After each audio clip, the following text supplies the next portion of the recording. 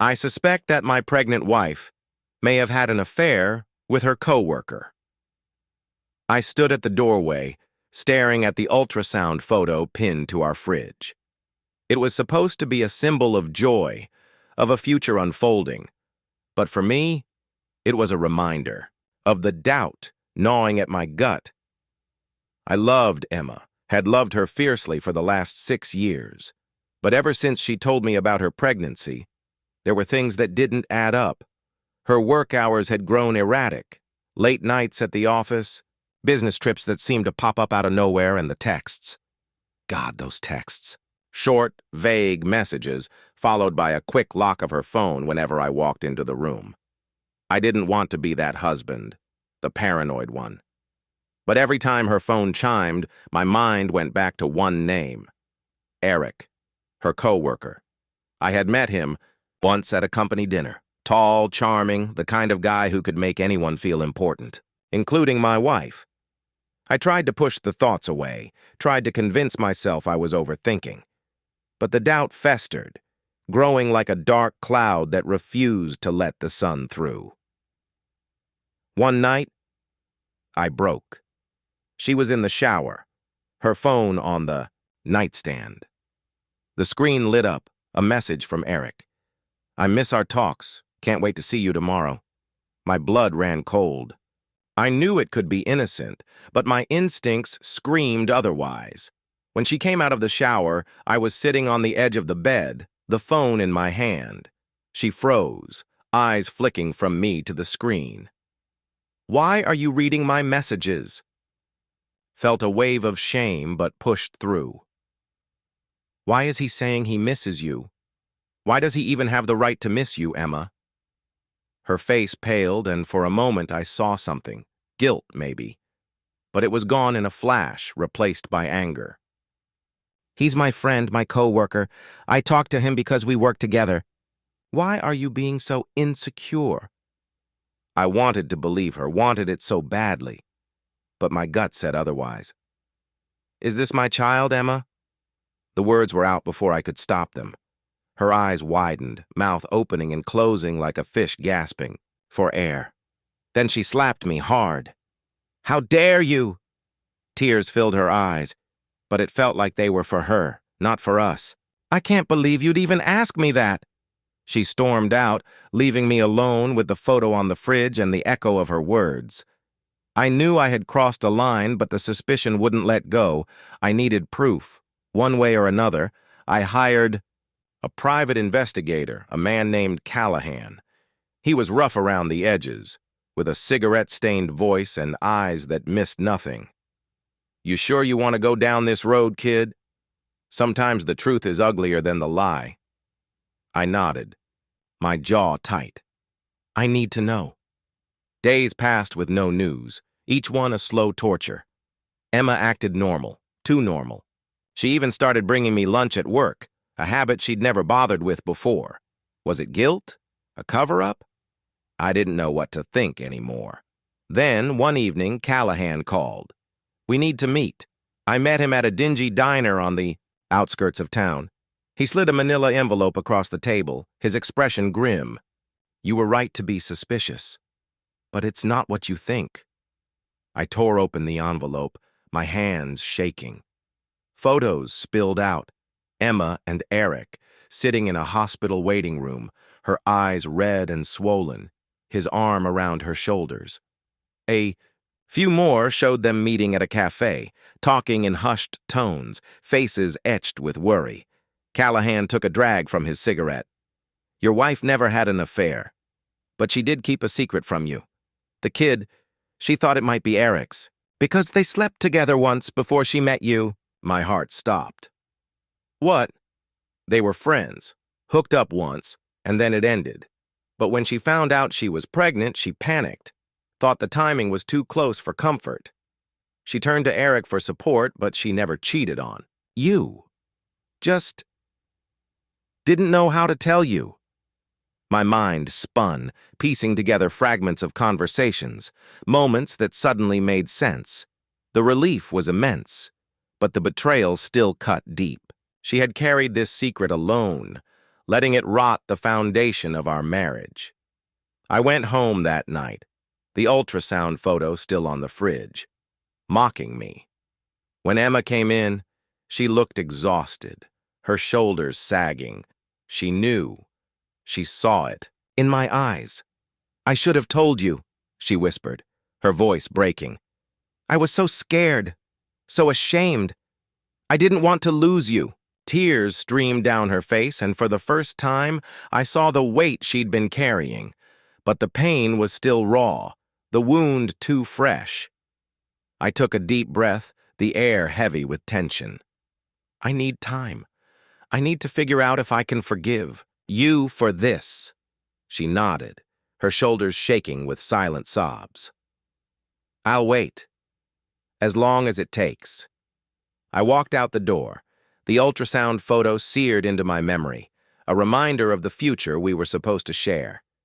I didn't know if we could fix what was broken, but I knew the truth now. And that was the first step. I spent the night at a hotel, the room sterile and cold, a reflection of the emptiness I felt inside. Sleep was out of the question. Every time I closed my eyes, I saw Emma's tear-streaked face, heard her voice trembling with fear and regret. Wanted to forgive her. I wanted to believe that one mistake, one night from her past, didn't define who she was to me. But I couldn't shake the image of her sitting next to Eric, leaning on him when she should have leaned on me. Morning came, dragging the weight of reality with it. I had to face this. Running away wouldn't solve anything. I returned home, the air heavy with tension. Emma was curled up on the couch, her eyes swollen from crying. When she saw me, she sat up, hope flickering in her gaze. "I didn't know if you'd come back." I looked at her, the woman I had loved for 6 years, the woman who had kept this secret that had nearly destroyed us. "We need to talk." We sat at the kitchen table, a gulf of silence between us. I broke it first. "Why didn't you tell me sooner?" She stared at her hands, fingers twisting nervously. "I was ashamed and scared. I didn't want you to look at me differently, to think I was tainted." Her voice cracked, and I could see the weight of her guilt. "I never loved him. It was just one night, years before we even met. But when I found out I was pregnant, the timing, I felt my fists clench. And you turned to him instead of me?" Emma's shoulders shook, her head bowed. I needed someone who understood, who could be honest with me about the possibility. She looked up, her eyes pleading. "I never cheated on you, Liam. I never even thought about it. But I was terrified that I might lose you if you knew." Her words hung in the air, heavy and suffocating. I wanted to believe her, but the pain of her betrayal was too raw. "I thought we were supposed to be a team. I thought we told each other everything." She looked down, tears falling onto her lap. "I thought I was protecting you, protecting us. But I see now how wrong I was." The room grew silent, the hum of the refrigerator the only sound. I wanted to hold her, to comfort her, but my heart was torn. "I need to know, is there any chance this baby isn't mine?" Emma's head snapped up, horror in her eyes. "No, I did the math over and over. It doesn't add up, but I can take a test if it'll give you peace of mind. I'll do whatever it takes." Her willingness to face the truth, no matter how, painful, chipped away at my anger. But the wound was deep. "We'll do the test, and if it's mine, we'll figure out how to move forward." She nodded, relief and fear battling in her expression. "I'll do whatever you need, Liam. I love you. I never stopped loving you." I wanted to say it back, but the words wouldn't come. Not yet. The next week was a blur of appointments, labs, and waiting. We barely spoke, the distance between us a chasm I didn't know how to bridge. At night, I slept on the couch, unable to face the empty space beside her in our bed. Finally, the call came. The results were in. We sat together in the doctor's office, my heart pounding so hard I thought it might break through my chest. The doctor looked at us, her face neutral, clinical. "The paternity test confirms that you are the biological father, Mr. Callahan. Congratulations." I felt the air rush out of me, relief flooding my body, washing away the worst of my fears. But when I looked at Emma, I saw something else. Guilt, pain, and hope all tangled together. The ride home was silent, tension swirling around us. When we got inside, Emma turned to me, tears brimming in her eyes. "I'm sorry, Liam, for everything, for doubting myself, for hiding this from you, for hurting you." I looked at her, really looked at her, and saw the woman I fell in love with, the woman who had been so scared of losing me that she almost did. I took her hands in mine, my voice trembling. "You broke my trust, Emma. It's going to take time to rebuild that. But we're having a baby. Our baby. And I want to be there for you. For both of you."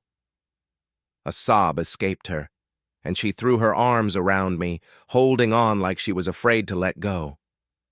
"I'll do whatever it takes, Liam. I'll go to therapy. I'll earn back your trust, piece by piece. Just don't give up on us." I held her, feeling the first crack in the walls I had built around my heart. "I won't. But it's going to be hard. And I need you to be honest with me from now on. No more secrets, no more lies." She nodded, her tears soaking my shirt. "No more secrets. I promise." We stood there, holding each other. Two broken people trying to find a way back to each other. It wouldn't be easy, and I didn't know where we would end up. But for the first time since this nightmare began, I felt a flicker of hope. We were going to be parents, and somehow we were going to find a way to be a family. The next day was cold and overcast, the sky heavy with the promise of rain. Redfield Park was almost empty, just a few joggers and dog walkers scattered across the sprawling green. I stood by the old oak tree near the pond, my hands shoved deep in my jacket pockets, heart pounding in my chest. I didn't know what I expected. An apology? A confession? A fight? All I knew was that I needed answers. Answers only Eric could give me. I saw him before he saw me, walking down the gravel path with his hands in his pockets, shoulders hunched. He looked tired, worn out, his face pale against the dark stubble on his jaw. When he finally looked up and saw me, he stopped, his expression unreadable. Then he continued walking, closing the distance between us. "Liam." His voice was steady, but there was a hint of hesitation in his eyes. "Thanks for meeting me." I crossed my arms, keeping my face cold, distant. "Get to the point. What's this truth you wanted to tell me?" He sighed, rubbing the back of his neck. "I don't expect you to believe me. I wouldn't, if I were you. But I owe you the truth. I owe Emma the truth, too." My jaw tightened. "Did you sleep with her?" His eyes widened, genuine shock flashing across his face. "No. God, no. It never went that far. But I was in love with her. For a long time." His words hit me like a punch to the gut. Even though I'd suspected it, hearing him say it out loud made it real, made it undeniable. Eric looked away, shame washing over his features. I kept it to myself, even when we were just friends. I convinced myself that being close to her, even as a friend, was enough. But when she started having doubts, when she told me she felt lonely, I thought maybe I had a chance. I felt my fists clench, anger boiling. "You manipulated her. You took advantage of her vulnerability." His shoulders slumped. "Yeah, I did. I listened to her problems, gave her advice, made her feel like I understood her better than anyone else. And I did it knowing exactly what I was doing. I knew she was vulnerable, and I used that. His admission took the wind out of my anger, leaving me feeling hollow. "Did she know how you felt?" He hesitated, then shook his head. "No, not at first. I was careful, too careful. But eventually she started to figure it out. That day, at the cafe, when you saw us, she was confronting me, telling me she couldn't be my friend anymore because it wasn't fair to you, or to me." His words played in my mind, overlapping with Emma's version of that day. It matched. Every word. "Then why the hell did you keep texting her?" I demanded, my voice harsh. "Why did you send that message the other day?" Eric looked down, shame coloring his cheeks. "Because I still care about her. I'm worried about her. I thought she'd tell you the truth, and that you'd leave her. And I didn't want her to go through that alone." I took a step closer, my body tense. "Are you saying you're still waiting for her? That you're hoping I'll leave her so you can swoop in?" He met my gaze, his expression raw. "I'm saying I'm trying not to. I'm trying to let her go, but it's not that easy. Not when you've loved someone for as long as I've loved her." I felt my anger crack, giving way to something else, something like pity, or maybe just understanding. Stay away from her, for good this time. She's my wife. We're having a child, and we're going to make this work. You don't get to be a part of that." His face fell, his eyes glistening. "I know. I'm moving away. Got a job offer in Seattle.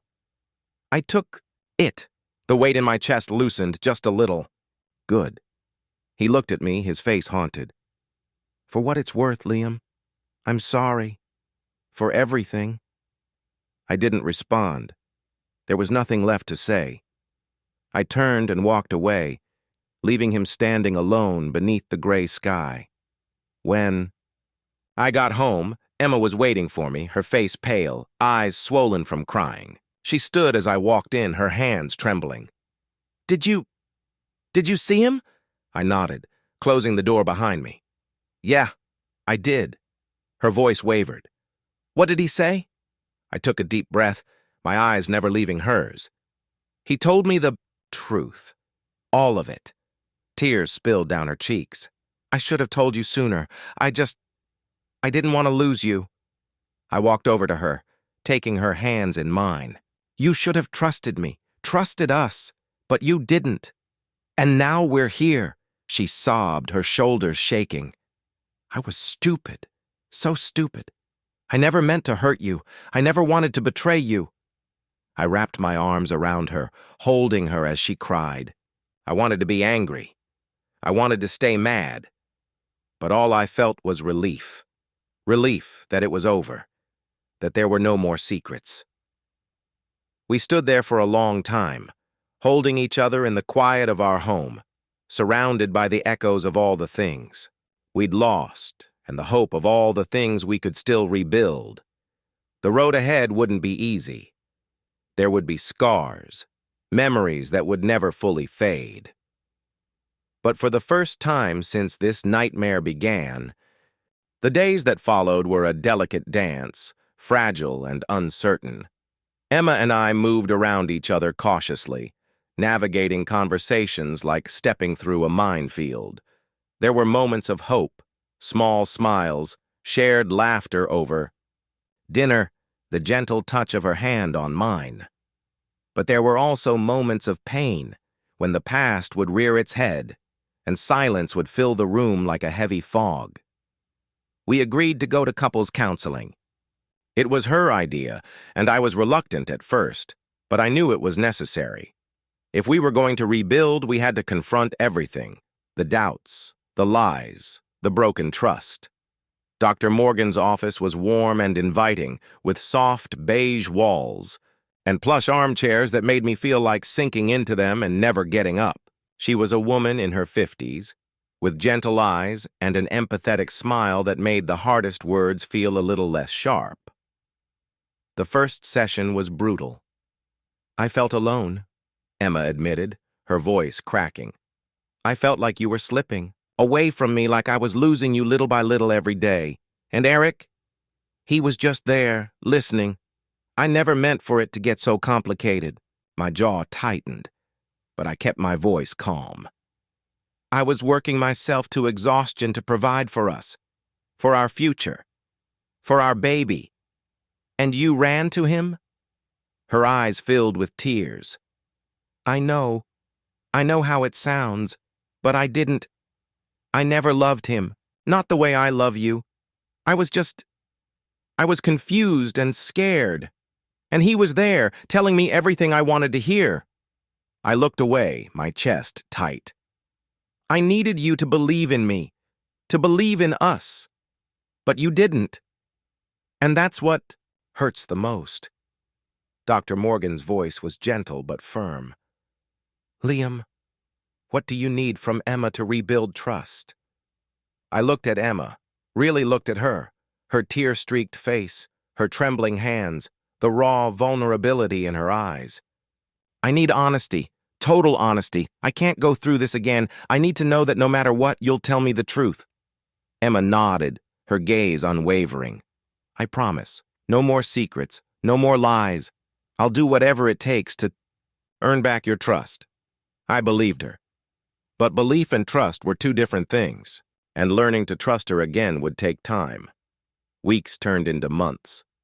Counseling helped, but the scars were still there, lingering beneath the surface. There were good days when we felt like ourselves again, laughing and dreaming about our future. But there were also days when doubt crept in, whispering in my ear, casting shadows over every smile, every hug, every kiss. Then one evening, as I sat on the couch reading, Emma's voice broke through the quiet. Liam? I looked up, finding her standing in the doorway of the nursery, her hands resting on her growing belly. Her eyes were soft, filled with a gentle, nervous hope. Would you like to feel the baby kick? The air left my lungs. It was the first time she'd invited me to be a part of this, the first time she'd reached out, bridging the gap between us. I stood up, walking over to her, my heart pounding. She took my hand, guiding it to her belly. We stood there in silence, her hand resting on mine, our fingers intertwined. Then I felt it. A tiny flutter, followed by a strong, unmistakable kick. I laughed, the sound surprising me, a tear slipping down my cheek. I felt it. I felt him. Emma's face broke into a radiant smile, her own tears glistening. He's strong, isn't he?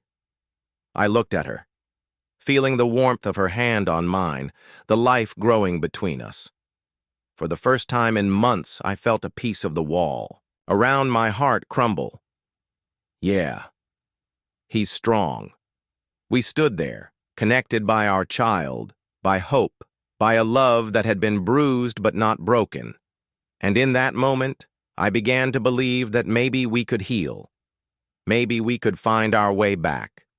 Together. The weeks that followed were a cautious rebuilding of our lives.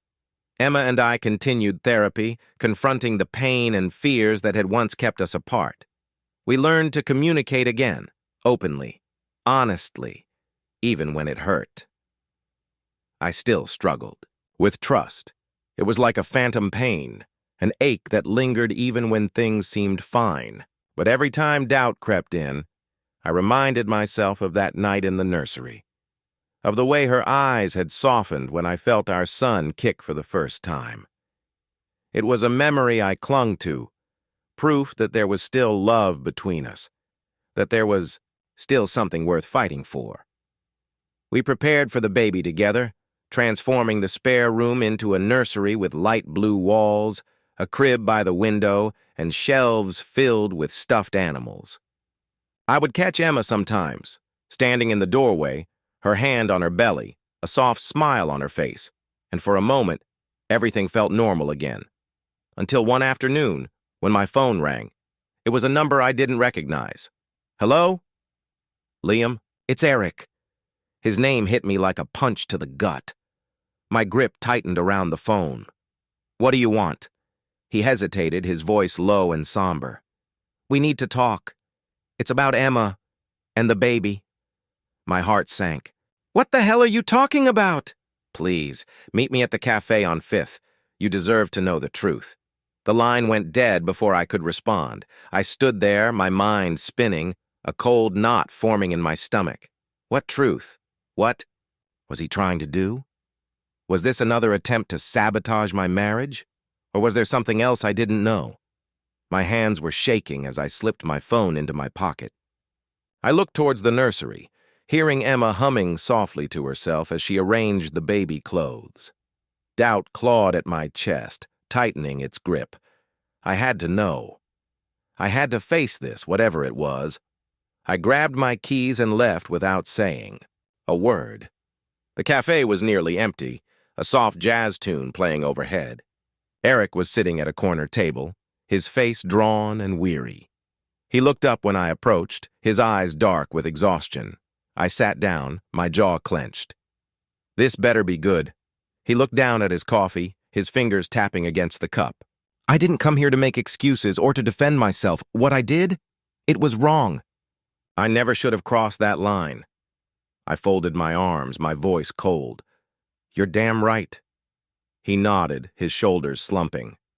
"I was selfish, and I ruined everything. But I need you to understand. It wasn't just about me." "What's that supposed to mean?" He looked up, his gaze piercing. "I didn't come here to break you two up. I came because I needed to tell you the truth about the baby." My heart stopped. "What are you saying?"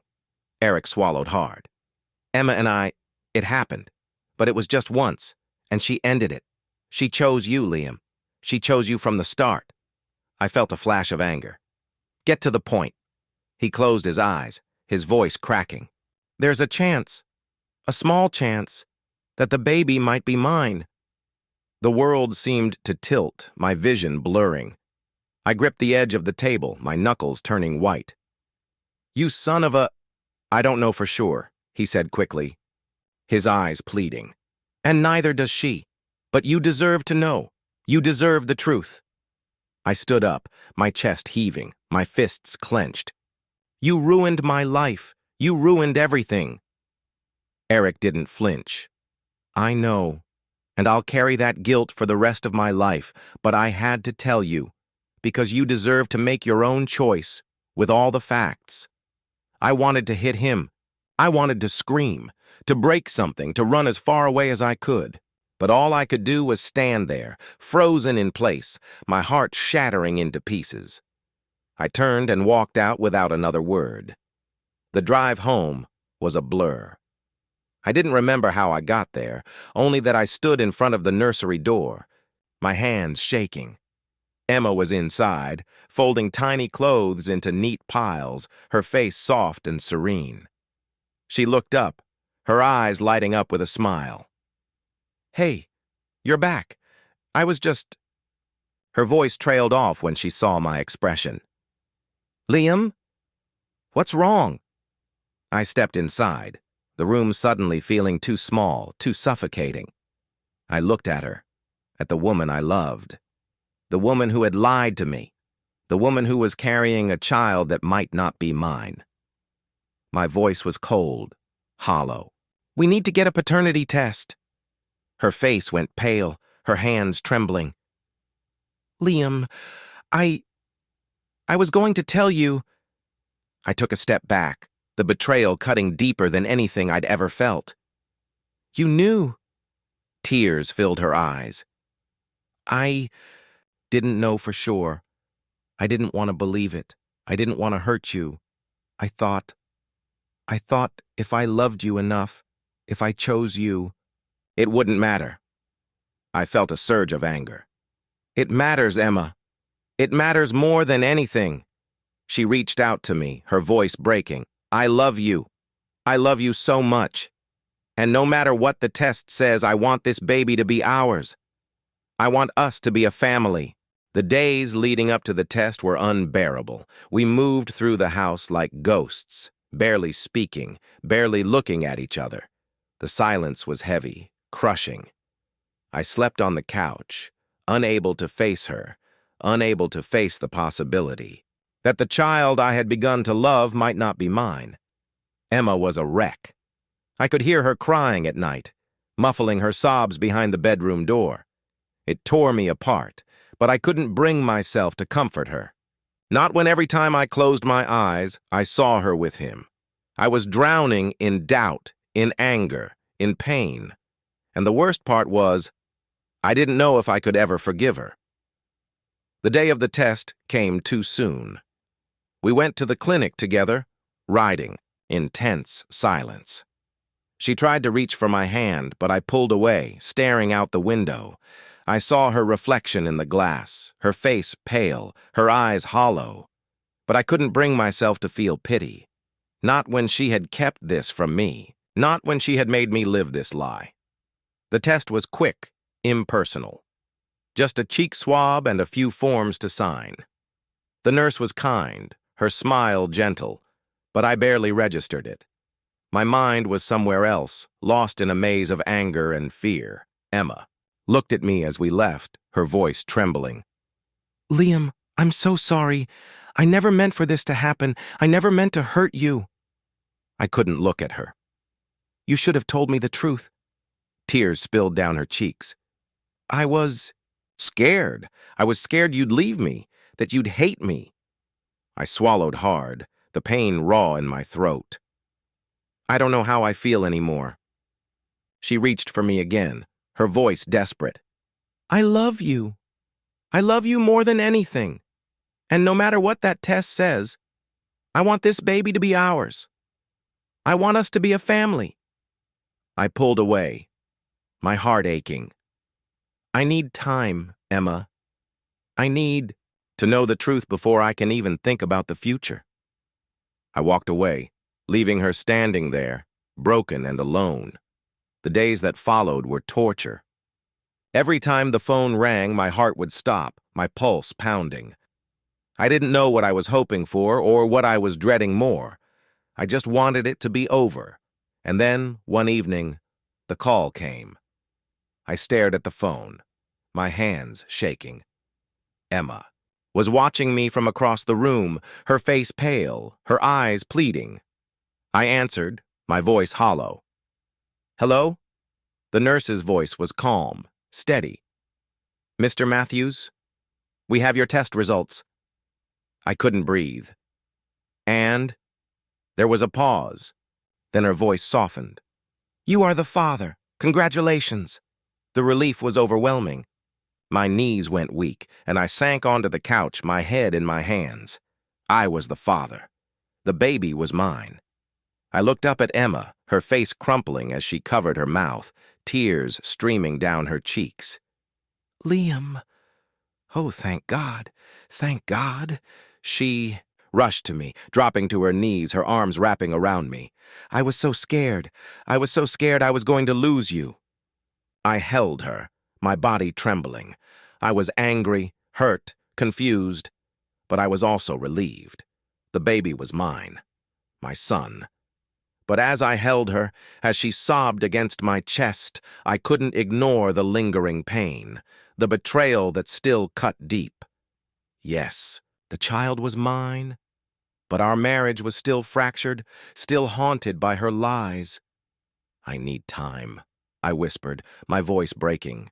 "I need time to figure out how to trust you again." She looked up, her eyes full of pain. "I'll wait. I'll do whatever it takes.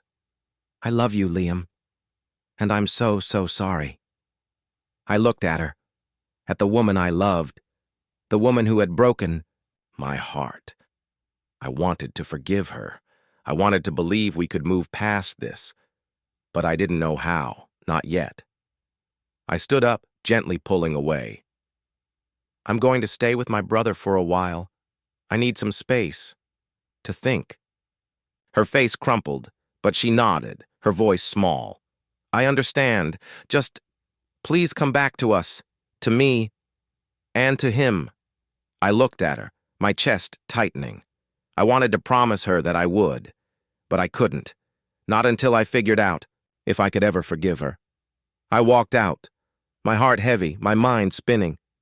I had my answer about the baby, but I didn't have the answers I needed about my marriage, about us. As I drove away, I glanced back at the house, at the woman I had loved for so long, and I wondered if love would be enough to heal what had been broken. The road ahead was uncertain, the future unclear. But for the first time in a long while, I felt a glimmer of hope, a chance at redemption, at rebuilding. I just didn't know if we'd survive the journey. The days that followed were a blur of silence and solitude. I stayed with my brother, who didn't press me for details, just offered a place to sleep and a beer when I needed it. I was grateful for his quiet support, for the way he let me unravel, without judgment. But even in the stillness, my thoughts were chaos. I couldn't get Emma's face out of my mind, her tears, her apologies, her desperate pleas. I knew she was sorry. I knew she wanted to fix things. But I didn't know if I could let her. Every time I closed my eyes, I saw her with him. I imagined their conversations, the looks they must have shared, the laughter. It drove me mad. The jealousy eating me alive. And yet, underneath it all, I missed her. I missed our life, our dreams, our future. I missed the woman I thought I knew. One evening, after days of avoiding her calls, I found myself scrolling through old photos on my phone. Pictures of us laughing, of vacations, of holidays spent wrapped in each other's arms. We looked so happy, so certain. I wondered when it had all changed, when the doubts had crept in, when she'd started looking elsewhere. I put the phone down, my chest tight, my throat burning. I couldn't keep running from this. I needed answers, needed to face her, to hear the truth. Even if it shattered me all over again, I called her. She picked up on the first ring, her voice breathless, hopeful. "Liam?" I closed my eyes, my resolve hardening. "We need to talk." We met at the park, the place where we used to walk on lazy Sundays dreaming about the future. It felt cruel, standing there now, the ghosts of our memories haunting me. Emma was already there, sitting on a bench, her hands nervously twisting together. Her eyes were red, her face pale. But she looked up at me with hope, her gaze searching. Mine.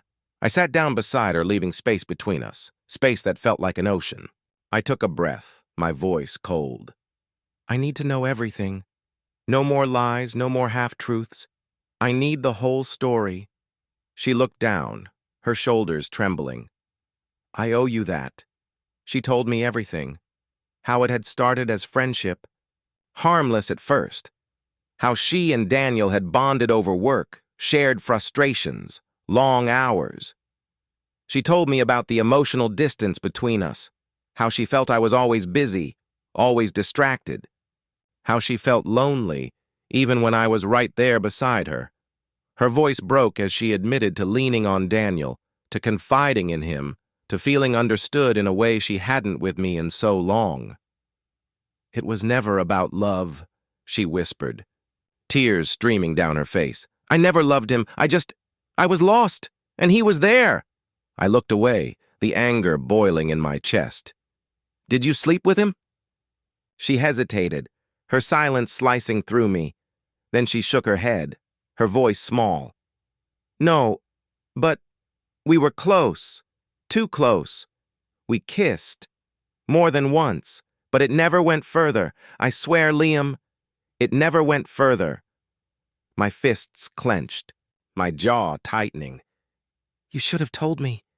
She nodded, her face crumpling. "I know. I was scared. I didn't want to lose you. I didn't want to ruin us. But I already had."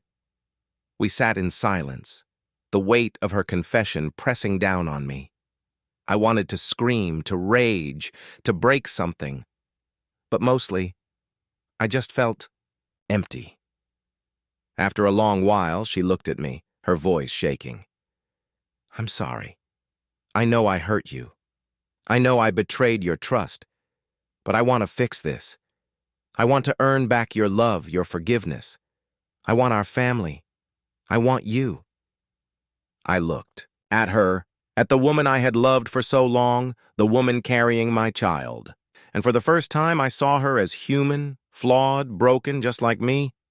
I didn't know if I could forgive her. I didn't know if we could move past this, but I knew that walking away without trying would haunt me forever.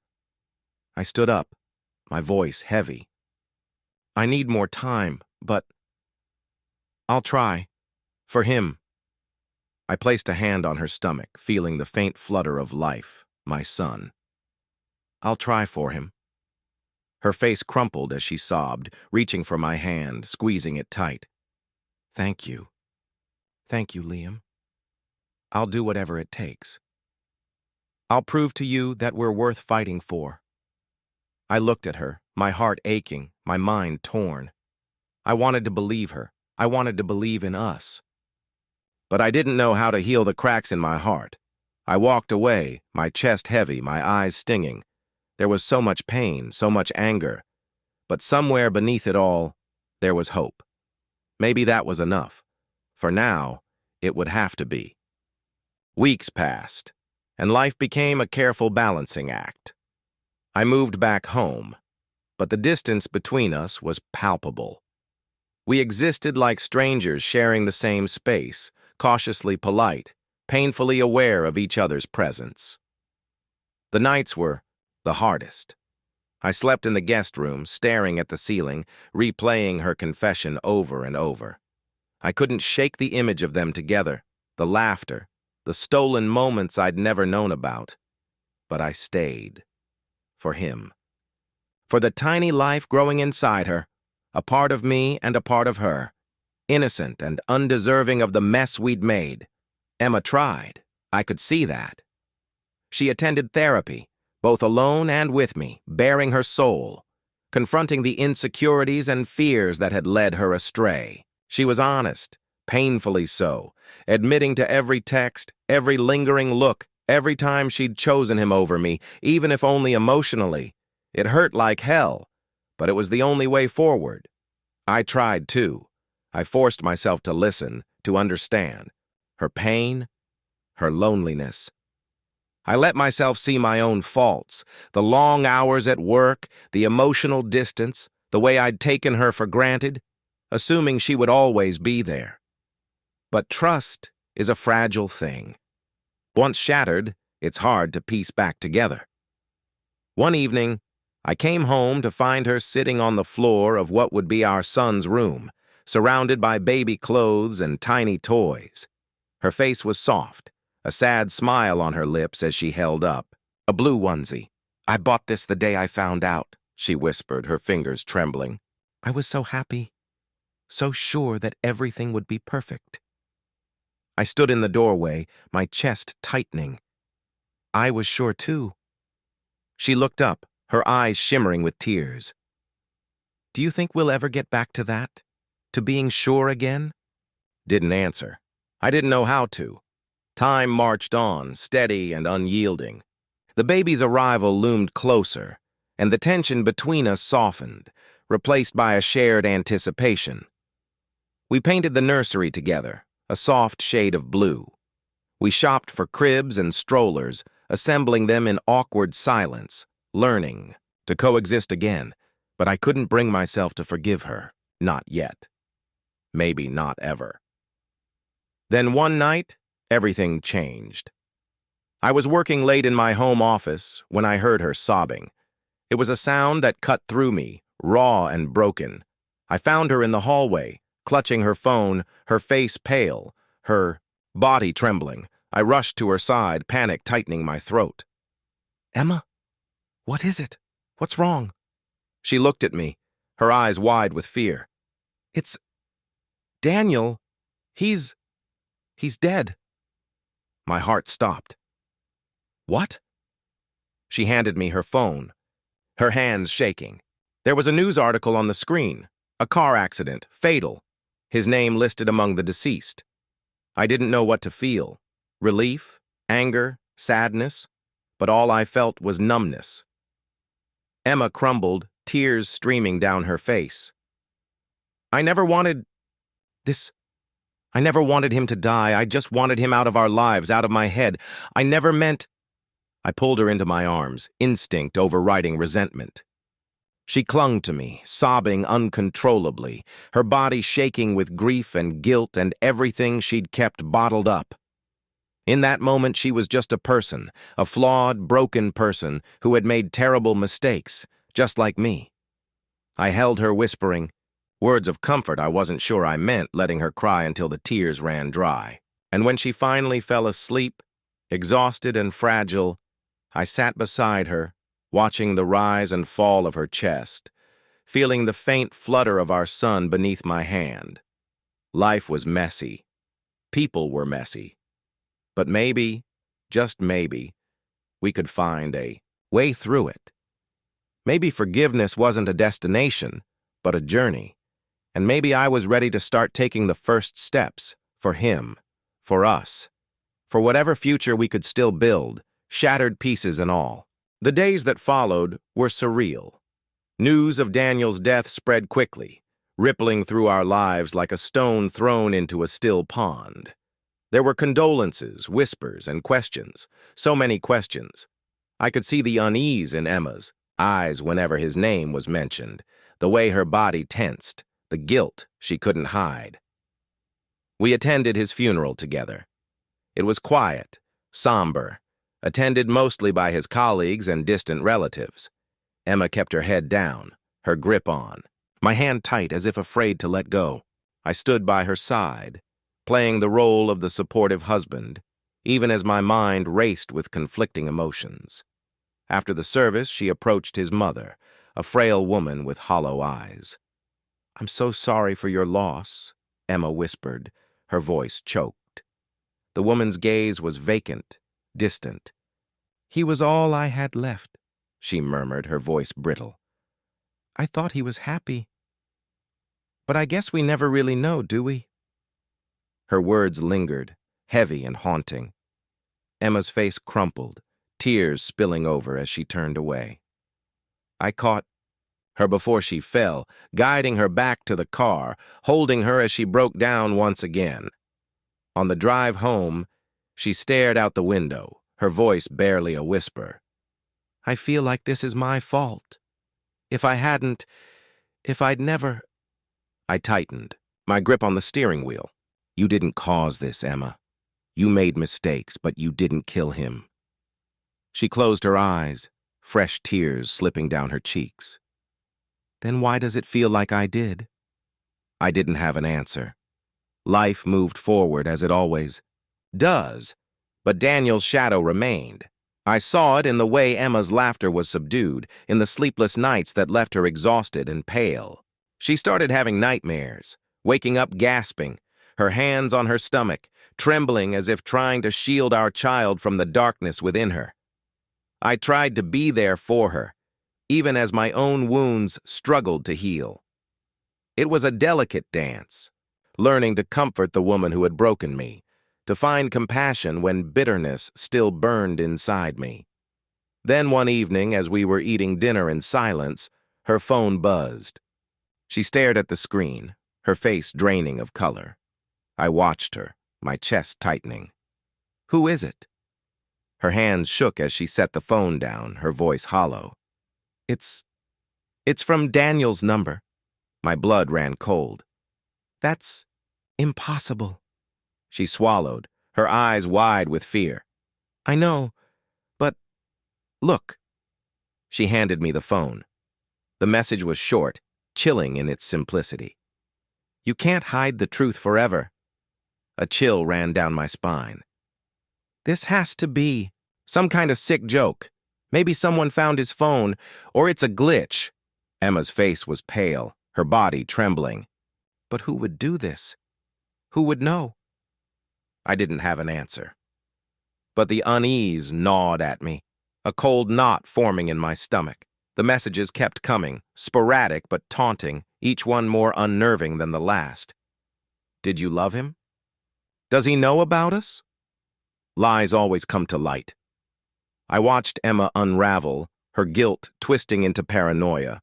She jumped at every sound, checked the locks 3 times before bed, barely slept.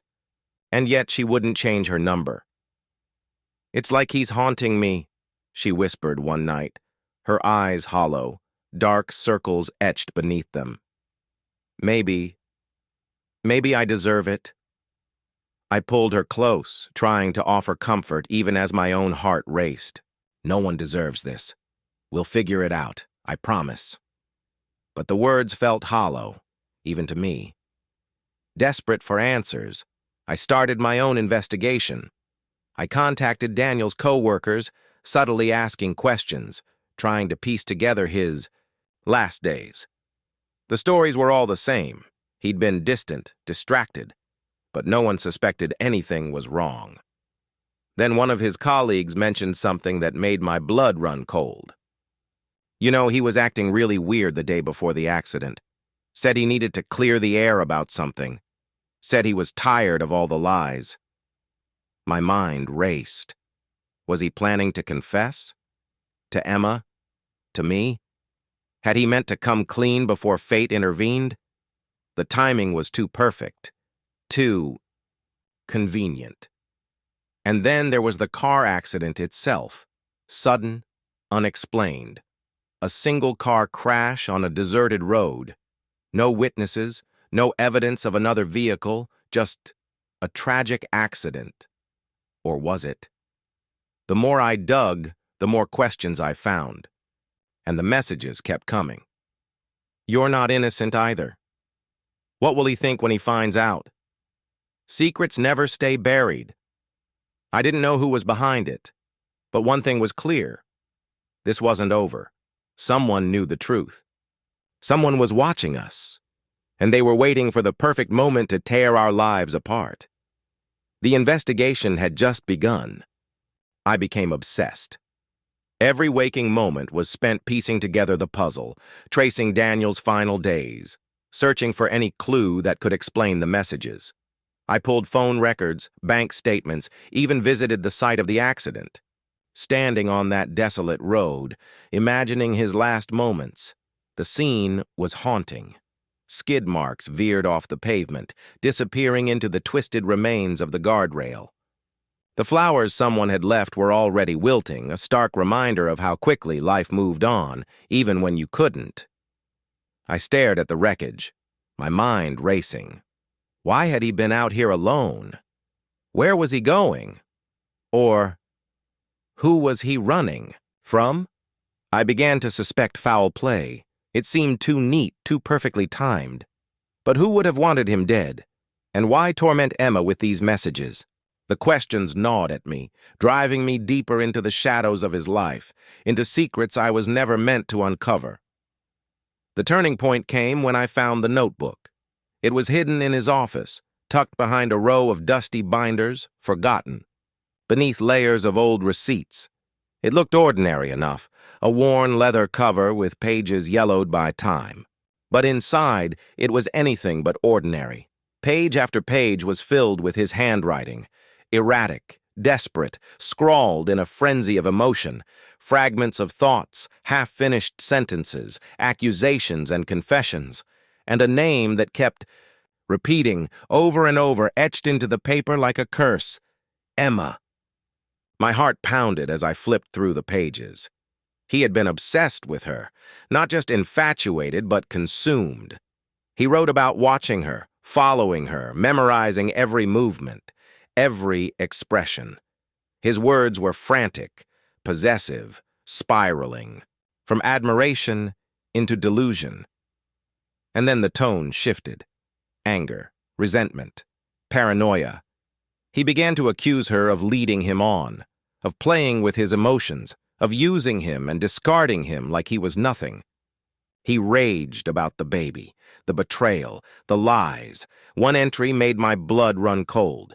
She said she chose him, said the baby is his, but I don't believe her. I can't. I won't. If I can't have her, no one will. My hands trembled as I read the final page. She thinks it's over. She thinks she's safe. But secrets don't stay buried. I'll make sure of that, even if it's the last thing I do. My blood turned to ice. Daniel had been unhinged, dangerous. But he was dead, wasn't he? I showed the notebook to Emma. Her face went white, her eyes wide with horror as she read his words. I didn't know. I never knew. She collapsed onto the couch, her body shaking. I thought he loved me. I never thought he was like this. I sat beside her, my mind spinning. Emma, did you tell him about the baby? Did you tell him it wasn't his?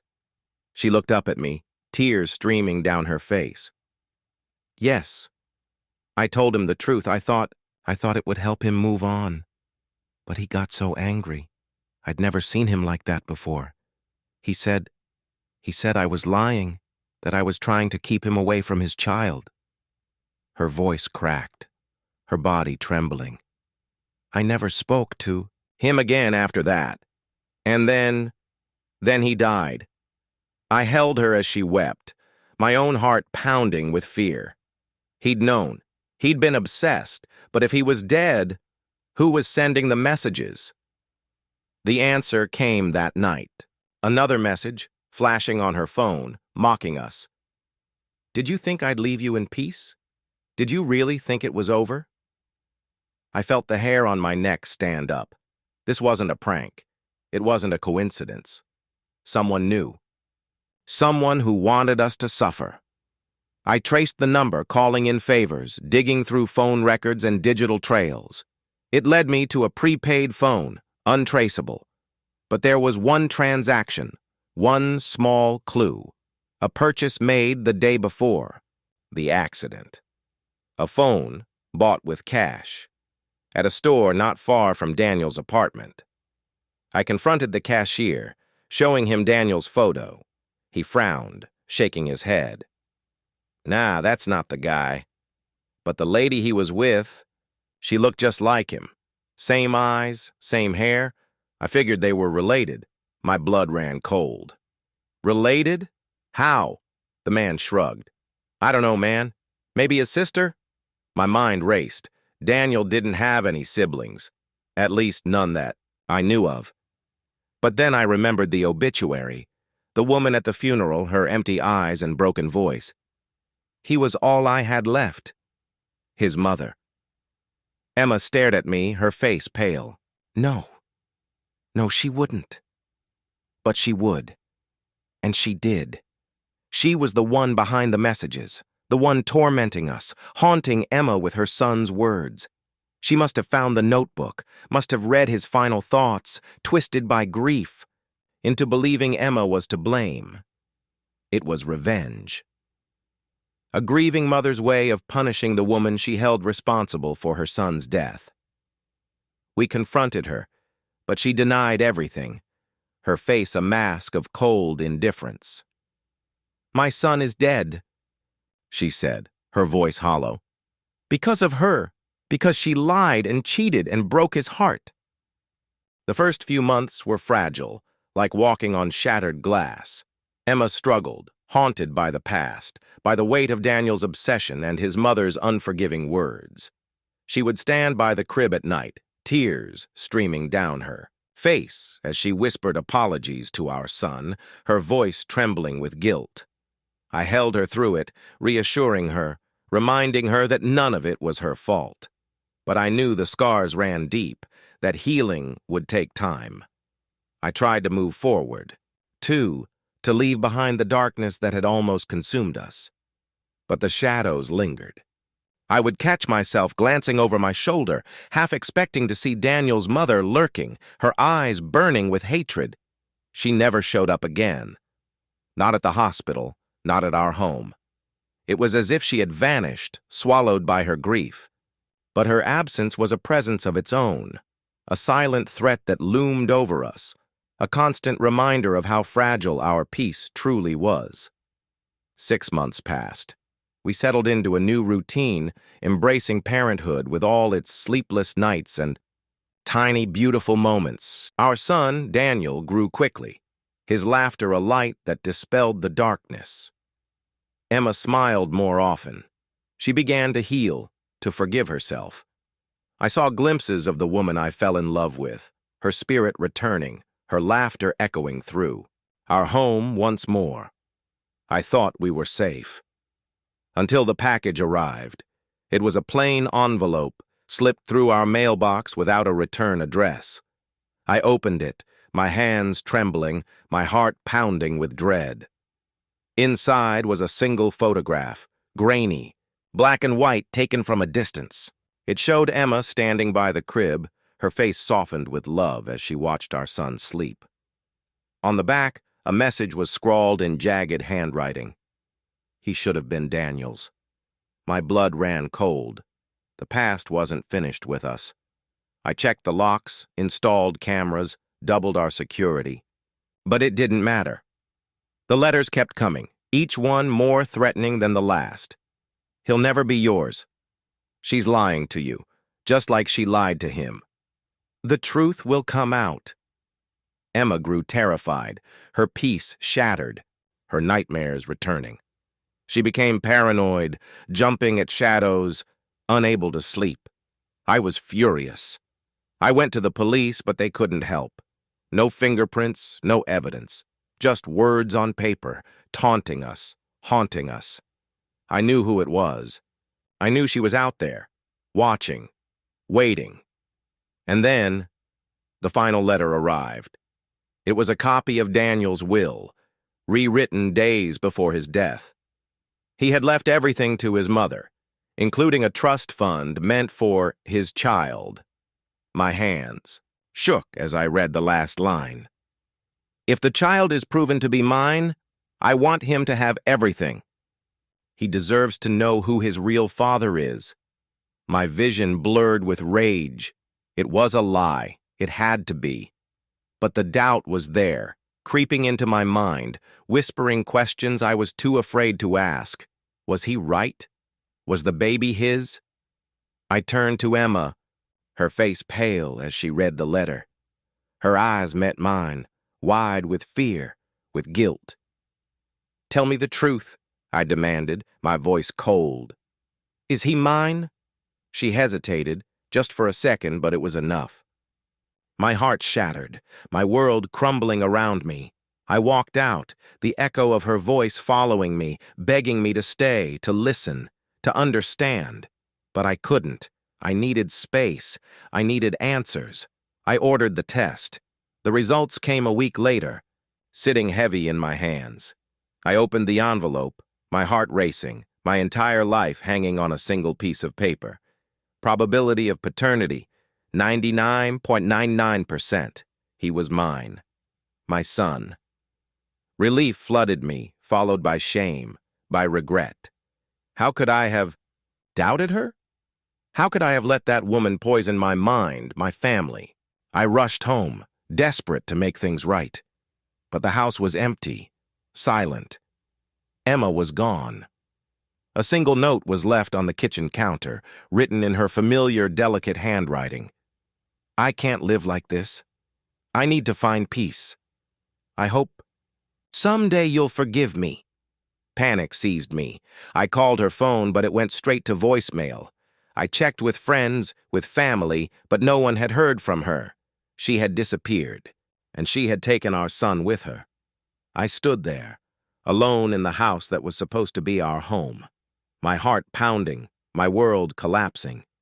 She was gone, and I didn't know if she would ever come back. The days turned to weeks. I searched everywhere, filed a missing person report, hired private investigators, but she had vanished without a trace, leaving behind nothing but memories and regrets. I stayed up every night, replaying every conversation, every fight, every mistake. I wondered if she hated me, if she would ever forgive me, if she would ever let me see my son again. Then, one night, another envelope arrived. No return address, no fingerprints, just a single photograph. It was of Emma, standing on a beach somewhere far away, her hair blowing in the wind, our son cradled in her arms. She was smiling, her face peaceful, her eyes bright. The waiting was the hardest part. Days bled into weeks, weeks into months, and still there was no sign of Emma or our son. I went through the motions, work, sleep, eat, but life felt hollow, like I was merely existing, not living. The photograph became my anchor, the one piece of her world she allowed me to see. Every night I would stare at it, tracing the curve of her smile, the innocence in my son's eyes. My son, our son. No more doubts, no more lies. He was mine. And yet, he was somewhere out there, growing up without me. I hired investigators, but they found nothing. Emma had covered her tracks well. No paper trail, no digital footprint. She had vanished, leaving behind only echoes of our memories. I wondered if she would ever come back, if she could ever forgive me, if I could ever forgive myself. One evening, nearly a year later, a knock at my door shattered the silence. I opened it to find an envelope lying on the welcome mat. No postmark, no name, just another photograph inside. This one showed my son. Playing on a swing set, his tiny hands gripping the chains, his face lit with pure joy. Emma stood nearby, her gaze fixed on him, a soft smile on her lips. They looked happy, free, safe. My chest tightened. I missed them so much it hurt. But this time there was no note, no explanation, just the image of the life they were living, without me. I stared at the photograph for hours, my heart aching with love and loss. I wanted to be there, to hold my son, to see him grow, to hear him call me Dad. But I didn't know if that day would ever come. Another year passed. The pain dulled, but the longing never faded. I moved to a smaller apartment, leaving behind the house that was once meant to be our home. I tried to move forward, but the ghost of what could have been followed me everywhere. Then, on a rainy Sunday morning, I found her. I was at a cafe sipping coffee, lost in thought. A woman walked in, her hair longer, her frame thinner, but there was no mistaking her. It was Emma. She didn't see me at first. She was too focused on the little boy holding her hand, his face full of wonder as he looked at the pastries in the display case. My heart stopped. My son. He was bigger now, taller than in the photographs, his hair darker, his eyes brighter. My vision blurred, emotions crashing through me, relief, joy, pain. I stood up, my chair scraping the floor, the noise making her turn. Her eyes widened, her face paling as she recognized me. She opened her mouth, but no words came out. I took a step toward them, my body trembling, my heart racing. Emma! She looked at our son, then back at me. Her shoulders sagged, her eyes filling with tears. I never wanted to hurt you. Then why did you leave? My voice broke, the hurt raw, exposed. Why did you take him from me? She bit her lip, struggling for words. I was scared. After everything that happened, after the way you looked at me, I thought you hated me. I never hated you, I whispered, the weight of my own mistakes crushing me. I was confused, angry, but I never stopped loving you, or him. Her face crumbled, tears spilling over. She looked at our son, who was watching us curiously, his tiny head tilted. He asks about you, she admitted, her voice shaking. He knows who you are. I showed him pictures, told him stories. My heart twisted painfully. Why didn't you come back? Emma wiped her tears, her shoulders trembling. I didn't know if you wanted us to. I thought, after everything, you'd moved on. I shook my head, my voice raw. You were my world, both of you. You still are. She broke down then, her sobs quiet, her body shaking as she leaned against the counter for support.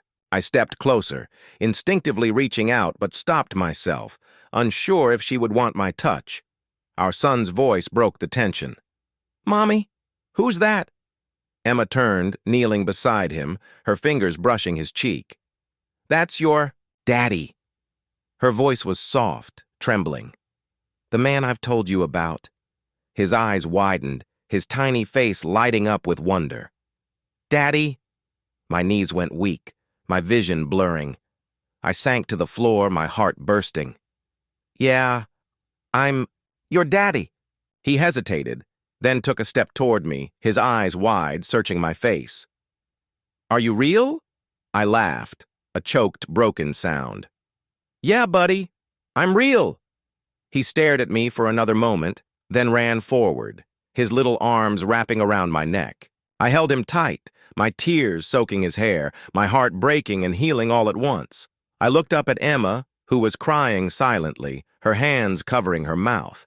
She met my gaze, her eyes filled with regret, with hope. I reached out, my fingers, brushing hers, our touch tentative, fragile. "Come home," I whispered, my voice trembling. "Let's try again. Let's fix this. Together." She hesitated, fear flickering in her eyes, but then she nodded, a small, hopeful smile breaking through her tears. "Okay." We held each other then, the three of us tangled together, our hearts beating as one. Rebuilding wasn't easy. The wounds ran deep, and the trust that had once been the bedrock of our love was now fractured, fragile. But we were determined. For ourselves. For our son. The first few months were filled with awkward silences, tentative, steps, and emotional landmines. Emma moved back into town but stayed in a small apartment nearby. We agreed to take things slowly, to focus on co-parenting first. It was the right decision, even though every night without them felt like a hollow echo of what could have been. We started meeting at the park, spending afternoons watching our son laugh on the swings, his joy the only thing that seemed untouched by our pain. Those moments were the only times we felt normal, like a family again. Emma and I began talking more, our conversations halting at first, like navigating a field of broken glass. But slowly, the walls began to come down. We shared our fears, our regrets, our hopes. We learned how to listen without judgment, to forgive without conditions. I found a therapist who helped me work through the anger and betrayal that had consumed me. Emma began attending counseling, too, confronting the fears that had driven her to run. We learned to face our demons instead of letting them control us. The hardest part was learning to trust again, to believe her when she said she was at work or out with friends, to not question every glance, every text, every late night. But with time, the doubts grew quieter, the paranoia fading like a distant echo. I learned to forgive, not just her, but myself, for my mistakes, my failures, my inability to see the pain she was in before it was too late. I stopped punishing myself for the past and began living in the present. One evening, as the sun dipped below the horizon, painting the sky with shades of gold and pink, Emma knocked on my door. Our son was asleep in her arms, his tiny fingers curled around her hair. She looked at me, her eyes soft, vulnerable. "I miss us." Her voice was barely a whisper, but the weight of her words hung heavy in the air. I stepped aside, letting her in, letting her back into my life. We spent that night talking, the past laid bare between us. No more secrets, no more lies. Just the truth, raw and painful, but real. We cried, we laughed, we healed. She stayed the night, our son nestled between us on the couch, his soft breaths the only sound in the room. I watched them sleep, my heart full for the first time in years. We took it day by day, rebuilding the foundation of our love brick by brick. There were setbacks, fights, nights when the hurt resurfaced, sharp and biting. But we faced them together, refusing to give up on each other. We decided to move in together again a year later. It wasn't a return to the life we once had, but the start of something new, stronger, wiser. One evening, as we tucked our son into bed, he looked up at us, his eyes wide with curiosity. "Are you and Mommy happy now?" Emma and I shared a look, a silent understanding passing between us. I kissed his forehead, my voice soft. "Yeah, buddy, we're happy." As we turned off the light and closed his door, Emma slipped her hand into mine, her fingers warm, familiar. "Thank you for giving us another chance." I pulled her close, my lips brushing her hair. "Thank you for coming back." We stood there in the hallway, holding each other, the shadows of our past finally behind us. Our story wasn't perfect. It was messy, complicated, scarred by pain and betrayal. But it was ours. And we were ready to write the next chapter, together.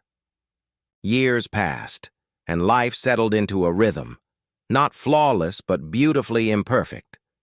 We learned to navigate the bumps, the echoes of our past mistakes serving as gentle reminders of how far we'd come. Our son grew up surrounded by love, his laughter filling the halls of our home.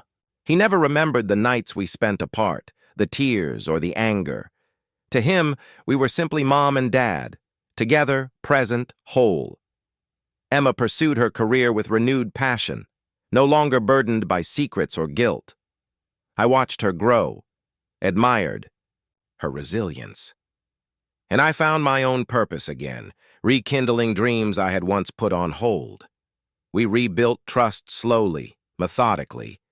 We created new rituals, date nights, weekend getaways, and honest, vulnerable conversations. I no longer feared her phone buzzing or questioned her late meetings.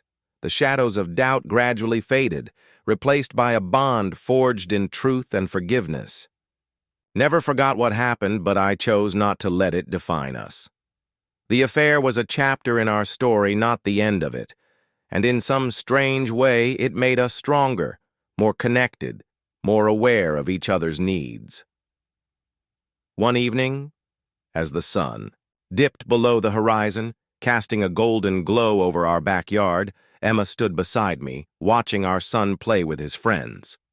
She leaned her head on my shoulder, her voice soft. "I never thought we'd get here." I wrapped my arm around her, pulling her close. "Neither did I." She turned to look at me, her eyes shimmering with gratitude. "Thank you for fighting, for us, for believing we were worth saving." I kissed her forehead, my heart full. We both fought, and it was worth every painful step. As the years went by, the memories of our pain grew distant, like faded photographs in an old album. We cherished the present, held on to each other a little tighter, loved a little deeper. Our son grew up surrounded by parents who showed him that love isn't always perfect, but it can be resilient, enduring, and brave. One evening, as we sat on the porch watching the sunset, Emma took my hand, her fingers intertwining with mine. "I want to grow old with you," she whispered, her voice tinged with hope. I smiled, my heart swelling with emotion. I wouldn't want it any other way. Together, we watched the sky burst into hues of pink and gold, a new chapter awaiting. Us. We had faced the storm and survived. Now it was time to bask in the light. Together. Our story was far from over. But this was our happily ever after. Years flowed like a gentle river, steady and calm, carrying us forward. Our son grew taller, his curiosity boundless, his laughter echoing through the halls that once held our pain. He was the living proof of our resilience, the glue that had kept us together even when we were falling apart. Emma and I continued to grow, not just as partners, but as individuals. She pursued her passions with a vigor I hadn't seen before, her career flourishing as she mentored young women, teaching them to find their voices and follow their dreams. I found purpose too, rediscovering the joys of writing, pouring my heart into stories that spoke of love, forgiveness, and hope. We never stopped working on us. We attended couples retreats, not out of necessity, but because we wanted to keep growing together. We learned new ways to communicate, to argue without hurting, to love without fear. One evening, as we prepared dinner together, her chopping vegetables, me stirring the pot, we reminisced about how far we had come. "Do you remember that first park meeting?" she asked, a soft smile playing on her lips. I chuckled, the memory vivid. "You were so tense. I was scared to say the wrong thing." She laughed, a sound that still warmed my heart. "I was terrified you'd never forgive me." I looked at her, my eyes tracing the familiar lines of her face, the woman I had loved, lost, and found again. "I'm glad I did." She reached for my hand, her fingers warm, grounding. "Me too." Life continued its dance, and as our son entered his teenage years, we faced new challenges, curfews, crushes, and the delicate balance of letting go while holding on. We navigated them together, sometimes stumbling, always learning. One day, as we watched him play soccer, Emma leaned into me, her voice wistful. "He's growing up too fast." I wrapped my arm around her, our shared pride palpable. "Yeah, he's becoming his own person." She looked up at me, her eyes shimmering. "We did good." I kissed her forehead. We did. Time passed, and our hair turned silver, laughter lines deepening around our eyes. We danced at our son's wedding, tears of joy mingling with memories of the road we had traveled to get there.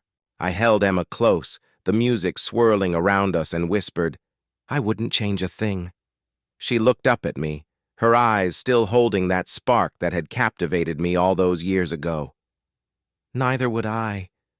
We grew old together, just as she had once wished on that porch as the sun set behind us. We watched sunsets and sunrises, our hands intertwined, our hearts forever bound. Our story was one of pain and betrayal, of forgiveness and healing. It was imperfect and messy, raw and real, but it was ours. And through every twist and turn, every tear and smile, we chose each other again and again for the rest of our lives. Together, we wrote the ending we deserved, and it was beautiful. The years moved forward with the natural rhythm of life, quieter but no less meaningful.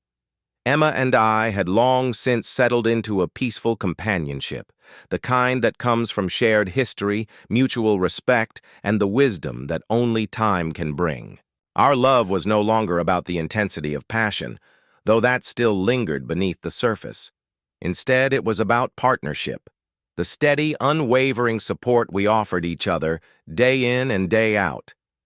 Our son, now a young man with his own family, had come full circle. He would bring his children to visit, and we would watch with joy as the new generation played in the yard, unaware of the complexities that had shaped the foundation of their family.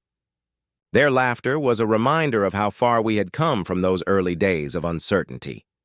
Emma and I had learned to live fully in the moment.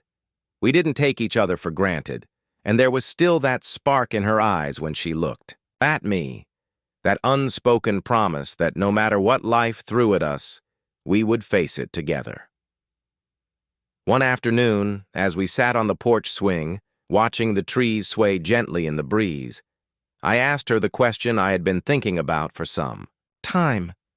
"What if we traveled?" I said, my voice a little uncertain. "What if we took that trip we always talked about? Maybe Europe or Japan, somewhere new?" Emma looked at me, her smile soft, her eyes searching mine. "What are you waiting for?"